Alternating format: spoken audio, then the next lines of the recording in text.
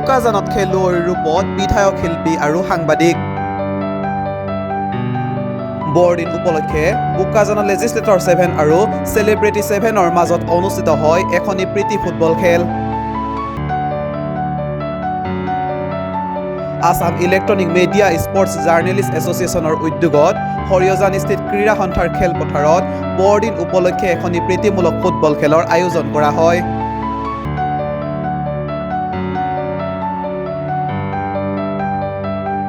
আয়োজিত খেলখনত অসম বিধানসভাৰ উপাধ্যক্ষ ডাক্তৰ নুমল মমিন, বিধায়ক শিবু মিশ্ৰ, পৃথিৱীৰাজ ৰাভা, মৃণাল শইকীয়া আৰু প্ৰাক্তন বিধায়ক শিলাদিত্য দেৱে লেজিছলেটৰ 7ৰ হৈ ভাগ লয়।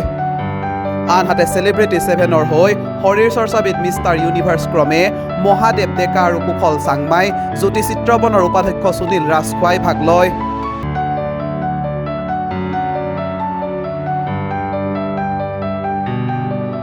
নিৰ্ধাৰিত সময়ত দুয়োটা দলে ৩-৩ গ'লৰ ব্যৱধানত অমীমাংসিতভাৱে খেলখনৰ পৰিসমাপ্তি ঘটায়।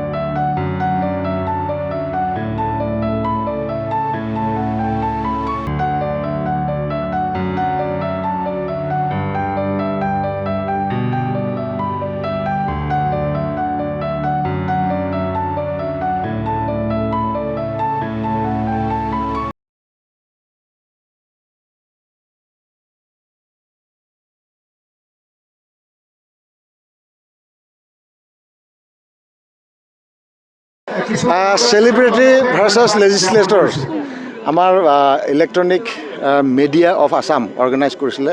তাতে অসমৰ বিভিন্ন মিডিয়াৰ গ্ৰুপৰ পৰা ব্যক্তিসকল আহিল, ৰিপাব্লিক টিভিৰ পৰাও আহিল, ANIৰ পৰাও আহিল।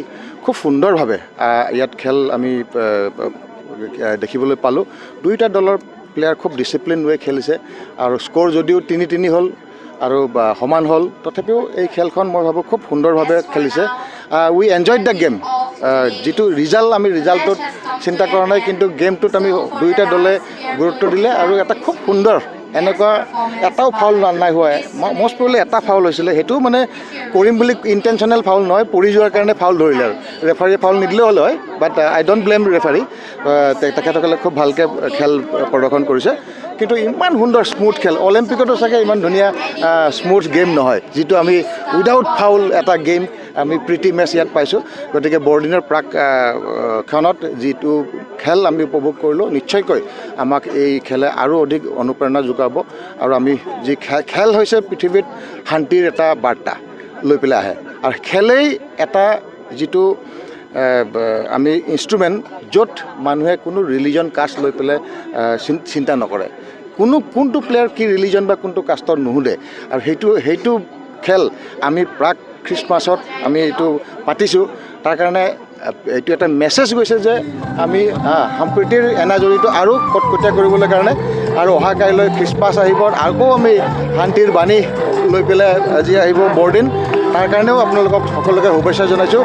আৰু দুয়োটা দলৰ খেলুৱৈ, মিডিয়াৰ বন্ধুসকলক, তাৰপিছতে ইয়াতে হানজাং লাক্সৰ স্পৰ্টছ এছ'চিয়েশ্যনৰ জীৱন চন্দ্ৰ পাঠক ডাঙৰীয়াৰ নেতৃত্বত সকলো তেখেতৰ টীম প্লাছ গ্ৰাউণ্ড ষ্টাফ সকলোকে মই ধন্যবাদ দিছোঁ আৰু দৰ্শকো ধন্যবাদ দিছোঁ এই সুন্দৰ খেলত আমাক সহযোগিতা কৰাৰ কাৰণে। বোকাজানবাসীৰ বাবে আজি লাক বুলি ক'ব লাগিব। দুগৰাকীকৈ আমাৰ যিটো মিষ্টাৰ ইউনিভাৰ্ছ এই খেলত পাৰ্টিচিপেট কৰিলে আৰু দুয়োগৰাকীয়ে খুব সুন্দৰ খেল খেলিলে আৰু আমাৰ বোকাজানবাসী ৰাইজ অতিশয় আনন্দিত হৈছে। খেল আজি খ্ৰীষ্টমাছৰ আগদিনাখনো বজাৰ কৰিবলৈ বাদ দি আমাৰ খেল চাবলৈ কাৰণে আহিছে। তাৰ কাৰণে এইটো বুজা যায় যে তেখেতসকলে কিমান আকৰ্ষিত হৈছে এই ব্যক্তিসকলৰ ওপৰত। আৰু আমি নিশ্চয়কৈ আপোনালোকেও খুব সুন্দৰ খেল এখন উপভোগ কৰিলে আৰু এটা বোকাজানৰ বুৰঞ্জীত এইটো এটা সোণালী আখৰে লিখা থাকিব যে 2023 চনৰ 24 ডিচেম্বৰ দিনাখন এটা প্ৰীতি ফুটবল মেচ হৈছিল, এইটো চেলিব্ৰিটি ভাৰ্চাছ লেজিছলেটৰ MLA সকলৰ, আৰু এইখন মই ভাবোঁ ইন ফিউচাৰ হ'ব কি নহয় নাজানো, কিন্তু ইয়াৰ আগতো হোৱা নাছিলে এনেকৈ খেল বোকাজানত, এইবাৰ এইটো হ'ল।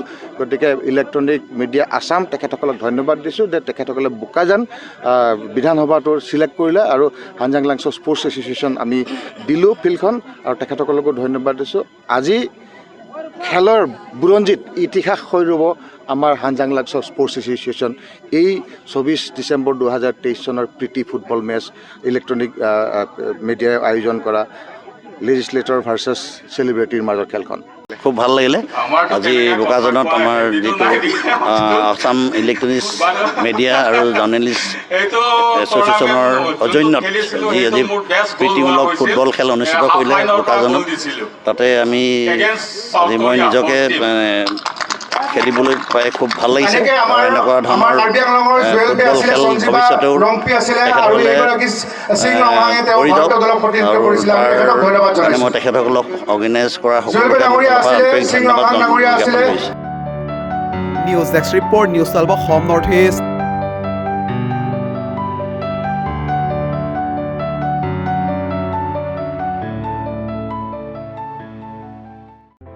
নিউজ 12 অসম নৰ্থ ইষ্ট, যাত্ৰা আমাৰ অবিৰত, সংকল্প অপ্ৰতিৰোধ্য।